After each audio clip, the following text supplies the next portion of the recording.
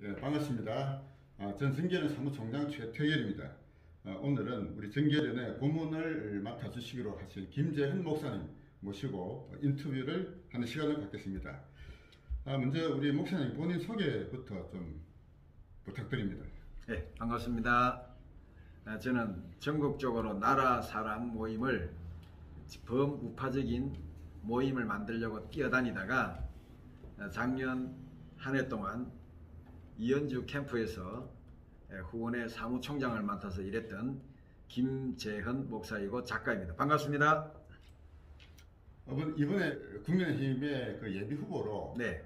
여러 사람이 뛰었는데 목사님은 연주 쪽에서 이제 후원을 하신 걸로 알고 있습니다. 네. 결론적으로 후보로 선정되지 못한 것에 대해서 좀 아쉬움도 있겠습니다. 네. 그런 데한 소회라 그럴까? 예. 감상 좀 부탁드립니다. 사실은 나라사랑 부산 모임을 인도하려고 여러 번 이제 강사로 이연주 후보를 초청을 했는데 상당히 스피치도 괜찮고 또 우파적 가치를 좀 잘 구현할 분 같아서 여러 대화를 하다가 제가 이제 부산시장 후보로 나서라고 몇 분과 함께 이제 부탁을 드렸더니 고심 끝에 출마를 하셨죠.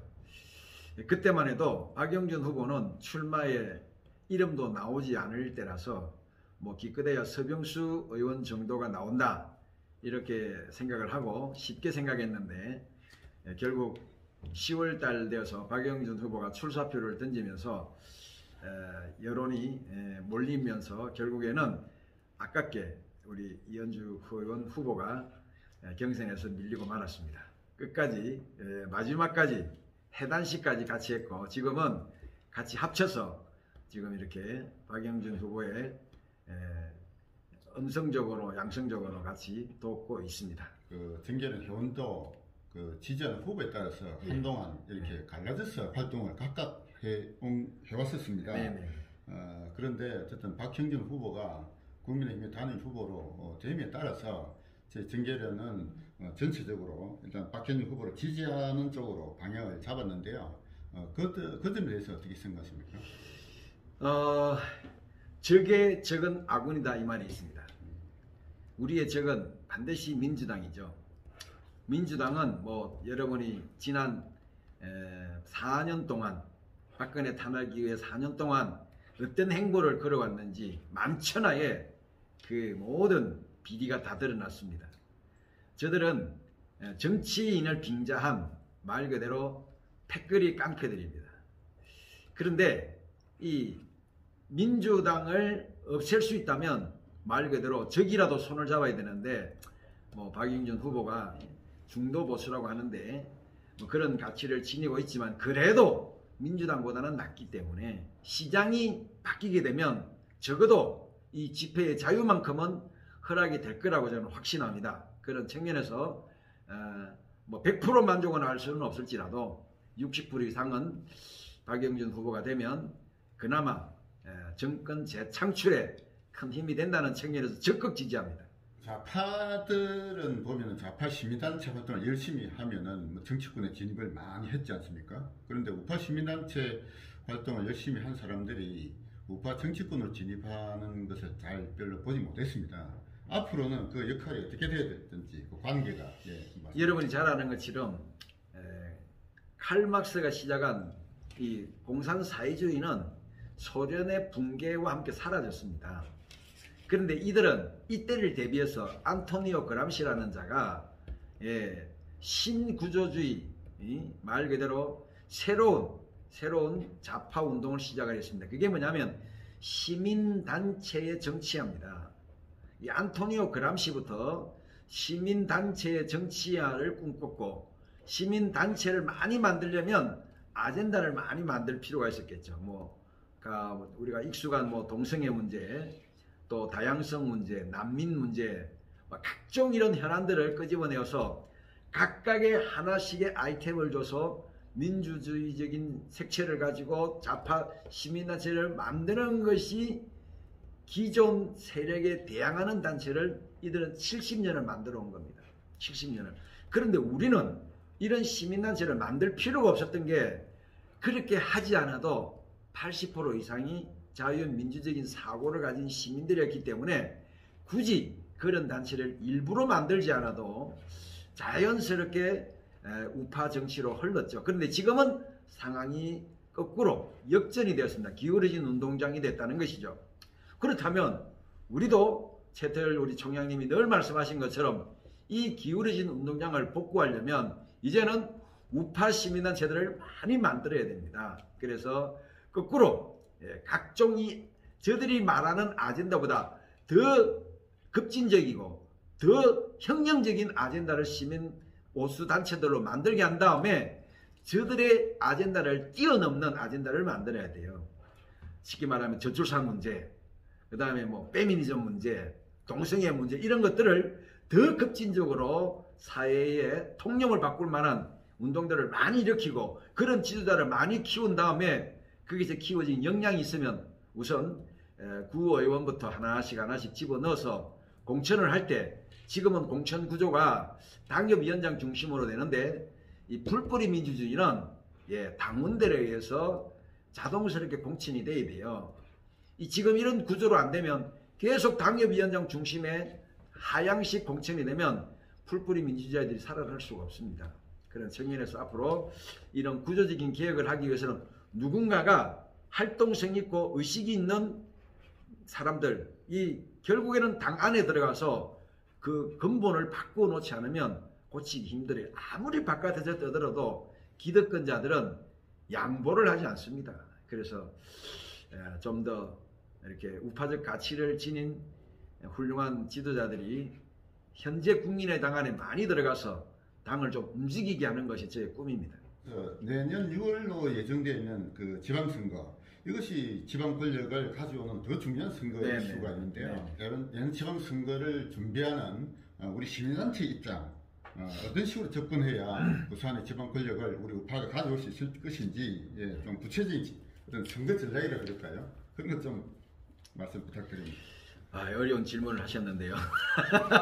결국 뭐 저의 숙제이기도 하고 또 우리가 모든 우파들의 숙제이기도 한데 저는 뭐 아시는 분은 아시지만 정강훈 목사님과 함께 강화문에서 죽기 살기로 뛰었던 사람입니다. 심지어는 청와대 당을 뛰어넘어서 문재인 모가지를 끌고 나오려고 유서를 쓰고 순국 결사대 1번으로 제가 지원을 했다가 재작년이죠. 8월 15일 날 경찰 차벽을 뚫고 넘어갔더니 이중벽에 걸려서 밤낮을 잡혀 있다가 나왔는데 그때 넘어갔었네요. 네, 저는 넘어갔습니다.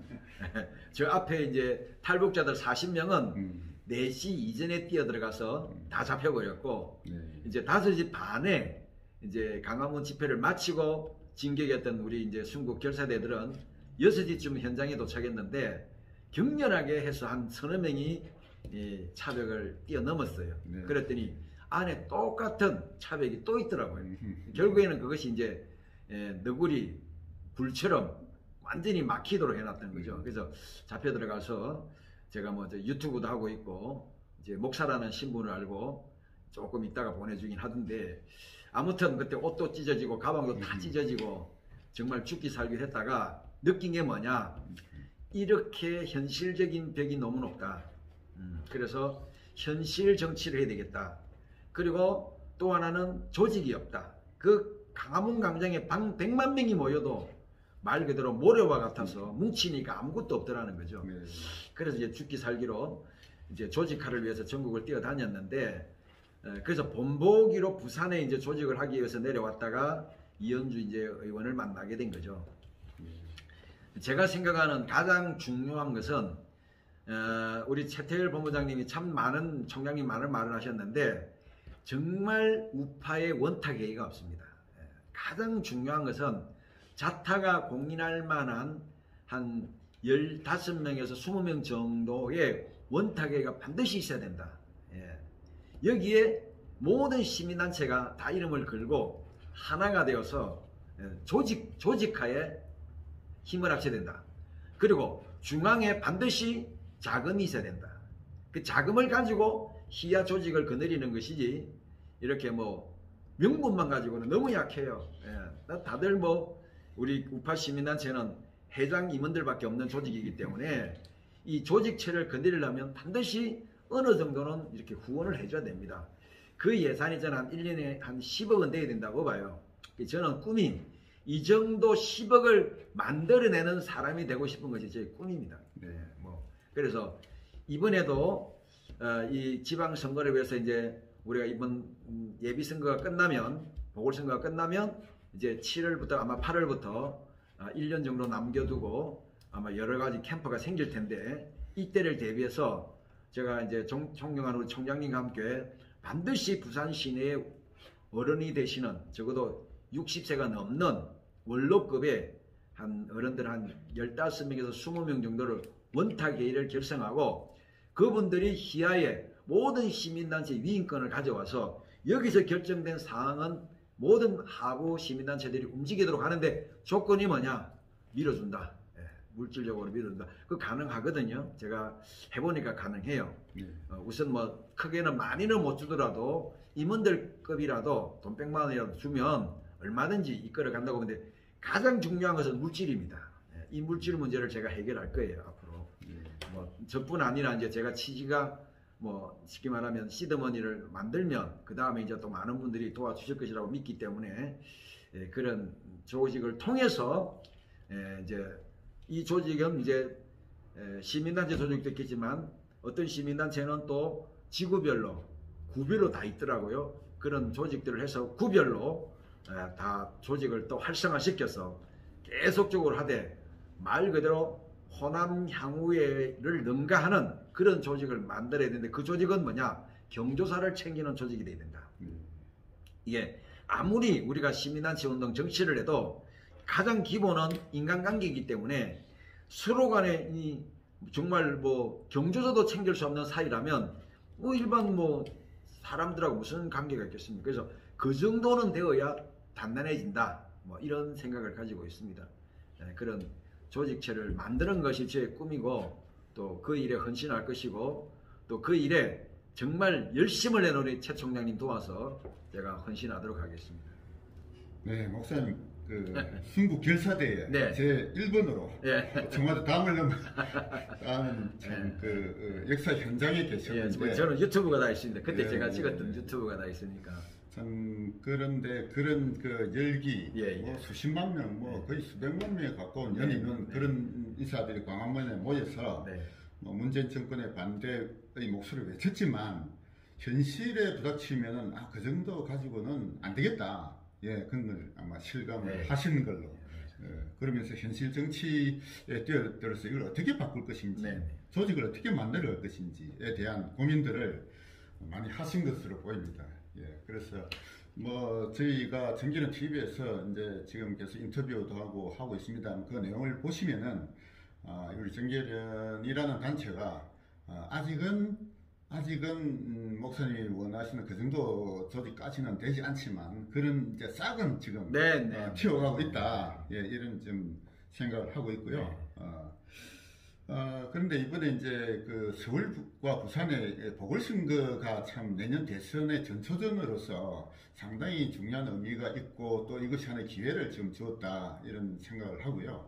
여기서 이제 우파적 가치를 가진 대다수의 국민들이 지금은 뭔가 작은 차이보다는 뭔가 이 좌파 정권을 무너뜨리기 위한 단일화라는 어떤 것으로 국민들의 마음이 좀 모이고 있다라는 느낌을 가지고 있습니다. 그래서 우파에 보면은 정치권만이 아니고 우파 진영의 시민단체들도 그동안 보면은 뭐 따로따로 자기들이 자장 목소리를 너무 많이 내가지고 뭐 단일화 연대 이제 안 됐거든요. 그래서 서울에서는 워낙 뭐 똑똑하고 잘난 사람들이 많다 보니까 단일화가 쉽지 않을 거라고 보는데, 부산은 그래도 이 뭐 서울에 비해서는 뭐 이렇게 좀 지역도 좁고 뭐 사람도 뭐 많지 않기 때문에 부산에서의 단일화, 우파의 대단일화, 저는 이것을 자유대연대 전략이다 이렇게 표현을 했는데요. 여기서 어느 정도 가능하지 않겠나 이런 생각을 해봅니다. 부산에서 우파 정치권뿐만 아니라 우파 시민단체 모두가 단일화할 수 있는 어떤 구체적인 어떤 방안, 뭐 이런 점들에 대한 좀 의견을 좀 부탁드리겠습니다. 뭐 8월 15일도 한번 잡혔지만 10월 3일 날 두 번째 진격에도 결국에는 또 제가 잡혀 들어갔습니다. 예, 정강원 목사가 제일 앞장선다고 했는데 결국 안 나타나더라고요. 그래서 그때 제가 이들의 전략을 알았습니다. 이분들은 외치기나 내 행동하지 않는구나. 왜 안 오느냐? 예, 연단에 서서 얼굴 비추고 외치는 건 하고 싶고 목숨 걸고 사라지는 것은 하기 싫은 거죠. 즉 성경적인 표현으로 하면 영광은 취하고 싶은데 십자가는 지기 싫은 것입니다. 그것은 결코 지도자의 모습이 될 수가 없습니다. 지도자는 몸으로 보여줘야 됩니다. 몸이 뭐냐? 할 말은 대신해주고 또 싸울 때는 백성들을 대신해서 싸워주는 사람이 그것이 정치인이지, 싸울 때는 숨어들었다가 분위기가 형성되면 나다 하고 나오는 이런 정치인들을 우리는 너무나 많이 봐왔습니다.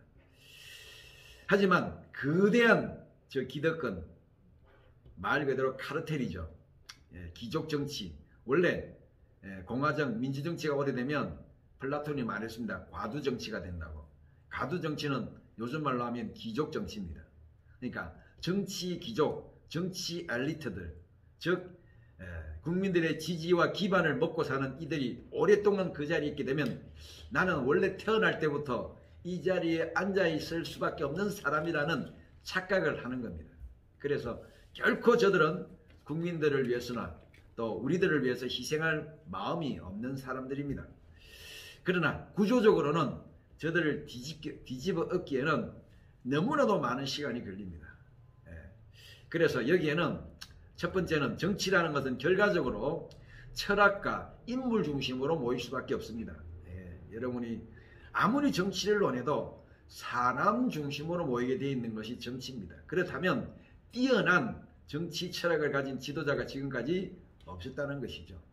고만고만한 그냥 그런저런 사람 있었지만 어떻게 보면 분위기 따라서 자천타천으로 되었지만 정말 제대로 된 철학을 가진 대통령은 2명밖에 없었죠. 이승만과 박정희. 앞으로는 정말 나라를 구할 만한 정치 철학가 또 아이템을 가지고 싸울 수 있는 그런 사람이 필요한데 저는 그런 사람이 곧 나오리라고 믿습니다. 그래서 가장 중요한 것은 대성 싶은 사람을 키우는 거예요. 그 사람을 키워서 그 사람을 중심으로 조직과 돈이 모여야 되는데 아시다시피 서울이라는 곳은 전국에서 모여들었기 때문에 너무 선수들이 많습니다. 예수님의 전략은 뭐냐? 예루살렘에서부터 사람을 안 찾고 저 갈릴리라는 자그마한 어촌 마을에서 사람을 찾아서 12명의 제자 전부 갈릴리 어촌 출신들입니다. 우리나라 말로 하면 부산 사람들이라는 거죠. 부산 사람이 예루살렘을 뒤집었고 예루살렘과 사마리아와 땅끝까지 이르러서 정인이 되었다는 말이 나오는데 저는 지금까지 수많은 대통령이 부산에서 나온 것을 주목해 봅니다. 여기가 변방이 아닙니다. 변두리가 아닙니다. 또 여기는 정규제가 매일 욕하는 것이 부산 카르텔이 있다 그러는데 그건 좋은 거예요. 한 다리만 건너면 다 시족이고 또 친족입니다. 그래서 일치되기가 쉽고 여기서 노무현이처럼 한 팀을 이루면 반드시 서울을 정복합니다. 그래서 저는 세종에서도 출마라는 말이 많았지만은 부산으로 온 이유는 이 부산에서 한번 바람을 내가 일으키든 누군가 같이 일으키든 한번 해보려고 왔기 때문에 여기서 좀 드리고 싶은 말씀은 정치는 사람 중심으로 움직일 수밖에 없다. 그 사람은 뭐냐? 인물됨도 중요하지만 철학과 구조다. 그런 측면에서 부산 시내에 제대로 된 정치 철학과 구조를 가진 사람이 있으면 돕는 사람은 함께할 사람은 나타날 것이다. 이런 생각을 가지고 크게 어렵게 생각하지 않고 차근차근 조직하에 볼 생각입니다. 네, 그럼 희망, 네, 희망, 희망을 가지고 그걸 실현시키도록 함께 노력해 봐야 되겠습니다. 이제 우리 목사님이시니까 현재 이제 좌파 정권이 좌파라는 게 이제 원래 사회주의 공산주의가 종교를 아편으로 생각하고 석기 기독교를 말살하고자 할 것인데요. 내년 대선에서 또다시 좌파가 정권을 잡으면은 기독교가 설 자리가 없어지지 않겠느냐 이런 생각도 해봅니다. 이런 좌파와의 싸움에서 기독교의 역할 그리고 현재 좀 부족한 점이 있다면 어떻게 좀 보완해야 될 것인지 이런 말씀 좀 부탁드립니다. 예, 조금 전에도 나라사랑 기도회 임원들과 이제 아침 식사를 했는데 뭐 사석에서 나온 말이 지금 현재 10,000개 넘는 교회가 문을 닫았다는 통계가 나왔다고 얘기하더라고요. 아마 저는 절반 이상의 교회가 문을 닫지 않을까 그렇게 생각을 하고, 목사님들도 지금 한 7만 명이 현직 목회를 하고 있는데 아마 절반은 목회를 못하고 사임하지 않을까 그렇게 생각을 합니다. 그런데 저는 매우 긍정적으로 봅니다. 교인이 줄어든 것은 아닙니다. 교인은 절대로 줄지 않습니다. 기독교 역사를 잘 보십시오.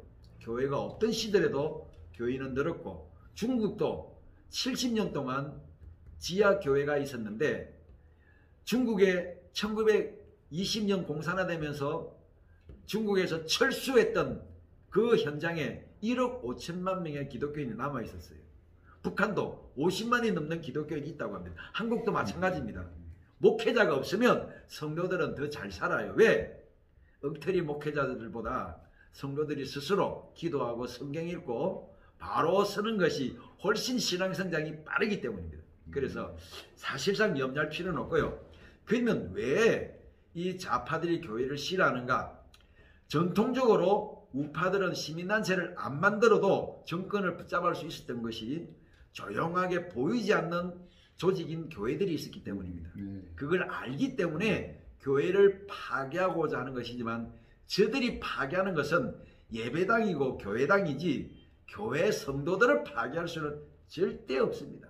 지금도 최후의 적벽대전처럼 백척간두에서 마지막 죽을 때까지 좌파들과 싸울 수 있는 조직체는 보이진 않지만 교회단체밖에 없고요.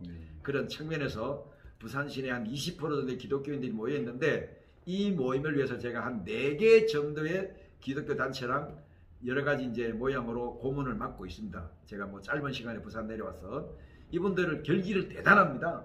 대단하기 때문에 앞으로 우리 정계련과 어떤 모양이 연대를 해서 같이 활동할 수 있도록 제가 가교 역할을 해서 좌파를 이기는 조직체를 좀 더 강화하도록 그렇게 하겠습니다. 네. 아무래도 그 목사님 마지막 언급하신 그 문제에 대해서 제가 질문하려고 생각하고 있습니다. 그러니까 이제 지난번에 정광 목사님을 보면은 현 정권의 반대하는 엄청난 인원을 동원한 것까지는 성공을 하시는데, 뭐 저는 기독교인이 아닙니다. 기독교인이 아닌 입장에서 볼 때는 그 어떤 운동이 너무나 좀 기독교 중심으로 좀 문제였고, 집회도 그런 성격이 좀 많다 보니까 또 거기에 대해서 일부 좀 반발하는 그런 좀 인사들도 있었지 않았느냐 이런 생각도 해봅니다. 기독교 정신이 참으로 소중한 것이기는 합니다만, 우리 모든 운동에서 기독교를 너무 앞장 세우는 것도 조금은 문제가 되지 않을까 하는 생각도 해봅니다. 그래서 기독교 쪽의 어떤 인사들, 이 좌파 정권과 싸우고자 하는 그런 어떤 목숨 거는 결기가 있다는 걸 인정하지만, 그러나 또 한편 기독교인이 아닌 우파 인사들과 어떻게 또 연대를 할 것인지 좀 현명한 좀 방법 이런 좀 말씀 부탁드립니다. 자, 우리가 기독교라는 테두리를 한정해버리면 많이 모여야 20%입니다. 그럼 나머지 80%는 우리 속에 안 들어오겠죠. 그렇다면 예수님은 항상 성육신이라는 모델을 보여주셨습니다. 인카네이션이라 그러죠. 육화가 돼서 하나님이 하나님 자리에서 우리 보고 하늘로 올라와라 그러면 아무도 못 올라가요. 즉 모든 종교는 신의 경지로 인간이 올라가는 방법입니다. 이것이 이제 성불이라고도 표현하고 자기 완성이라고도 표현하고 해탈이라고도 표현하는데, 자기가 신의 경지에 올라가는 것은 여러분 일반 종교입니다.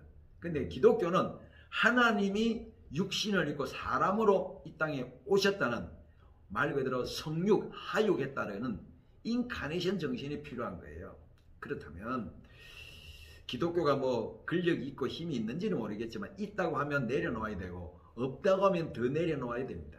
그래서 밑으로 내려가서 섬기는 곳으로 만족해야지, 정광훈 목사님이 여러 많은 좋은 장점에도 불구하고 욕을 듣는 이유는 뭐냐? 또 다른 자기 섹터를 만들기 때문이에요. 이것은 굉장히 좋지 않습니다. 자기 섹터를 만드는 사람의 전략이 뭐냐? 적을 상정을 합니다. 가공의 적을 산정하는데 첫째 적은 뭐냐? 좌파지만 정강훈 목사님이 산정하는 두 번째 적이 있습니다. 대형교회입니다. 결국 대형교회 신자들을 자기에게로 끌어들이고자 하는 못된 심리가 그 안에 숨어있기 때문에 그것이 자꾸만 이렇게 잘못된 방향으로 나타난다고 저는 보거든요. 조금이라도 헌금이 들어오면 우파 일꾼들을 키우는 데 써야지 자기 왕국을 자꾸 건설하려고 얘기하면 어불성설이 되는 거예요. 저는 절대 반대합니다. 아마 시장이 바뀌면 제일 먼저 할 수 있는 게 아마 이렇게 그걸 겁니다. 아마 집회를 허락할 겁니다. 강장 집회는 해야 되고요. 그게 민주주의의 제일 우선이니까. 그때에 기독교 인사가 나오면 기도하고 5분 정도 발언하는 것으로 끝나야지 그 전체를 예배로 이끌고 간다면 그것은 세상에 대한 모독이죠. 그래서 우리끼리는 다 예배를 드리고 준비 모임은 기도와 예배를 하더라도 강장에서는 같이 짤막하게 재헌국회에서도 우리 이원정 목사님이 기도하신 것처럼 기도하는 정도로 마치면 좋겠습니다. 그래서 섬기는 자세로 보이면 충분히 시민단체들을 끌어안을 수 있을 것이라고 믿습니다. 우리 그 김재현 고문님 모시고 인터뷰라기보다 질문하고 답하고 했는데요. 아까 말씀하신 이제 우파 원탁 회의. 말 반드시 해야 돼요. 예, 사실 저희 그 정계련에서 어떤 고문당과 대표당 모임이 사실 있습니다. 예, 그래서 우리 며칠 전에도 자담회를 했고요.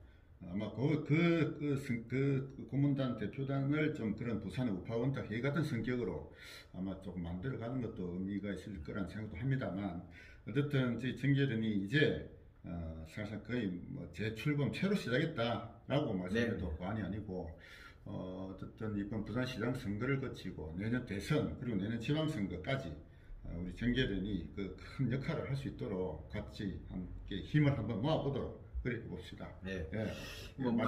제가 우리 최태열 총장님을 존경하는 이유가 뭐냐?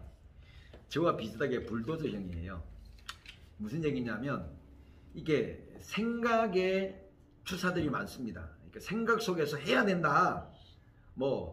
또는 댓글로 해야 된다. 이런 분들은 많지만 사제를 틀고 시간을 내고 책을 만들고 움직이는 사람은 사실 많지가 않아요. 그런 측면에서 정말 우리 부산이 가지고 있는 귀중한 자산이요 보배라고 생각하기 때문에 제가 적극적으로 응원하고 앞으로 함께 할 것입니다. 그런 측면에서 우리 정계련이 정말 저쪽이 참여연대 가지고 결국에는 대한민국 정권을 좌지우지하고 있잖아요. 이 정치개혁연대를 가지고 결국 우리는 부산으로부터 중앙까지 정말 한번 이게 잘 되면 많은 후원자들이 와야 됩니다. 이게 반드시 잘 되기 위해서는 어떤 모양으로든지 이것이 아시다시피 후원자가 생겨서 물질적으로 힘이 있어야 적어도 우리 단체가 움직이려면 1억 정도는 있어야 돼 매월. 그러면 끝납니다. 그런 측면에서 저는 이것까지 생각하고 있기 때문에 앞으로 많은 발전이 있으리라고 믿고 여러분들도 우리 정치개혁연대 방송 앞으로 많이 발전되어서 더 많은 우파들이 좀 결집되기를 바랍니다. 감사합니다. 네.